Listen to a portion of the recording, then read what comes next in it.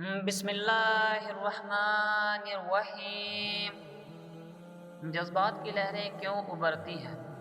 شہوت صرف اسی وقت بھڑکتی ہے جب اسے بیدار ہونے کی دعوت دی جائے، اور اپنے حسن و جمال کی نمائش کرنے والی عورت شہوت بھڑکانے، بیدار کرنے اور مردوں کو گمراہ کرنے کے جرم کی مرتکب ہوتی ہے، اور اسی کی بدولت معاشرے میں فتنہ و فساد برپا ہوتا ہے۔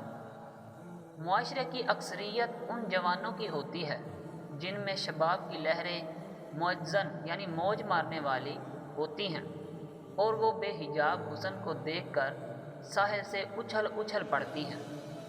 بلکہ واضح الفاظ میں کیوں نہ کہہ دوں کہ نوجوان جب عریاں گوشت کو دیکھتے ہیں تو ان کی نفسیاتی بھوک بیدار ہو جاتی ہے، اور وہ بھیڑیوں کی طرح گھرانے لگتے ہیں اور ہر اس چیز کے در پہ ہو جاتے ہیں جو ان کی اس بھوک کو مٹا سکے، خواہ وہ بدبودار اور گلی سڑی لاش ہی کیوں نہ ہو۔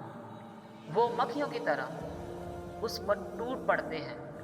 یہ بھی اسلامی تعلیمات کا حسن و جمال ہے کہ ہر مومن کو نگاہیں نیچی رکھنے کا حکم دیا، نہ ہی غیر محرم پر نظر پڑے اور نہ ہی شہوت کی آگ بھڑکے۔ اصول بات ہے کہ برائی کو ابتدائی میں ختم کر دو۔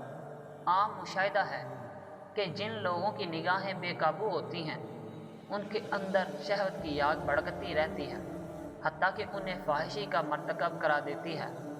اللہ رب العزت سے دعا ہے کہ اللہ ہمیں بد نظری، عریانی اور فحاشی سے بچائے، آمین۔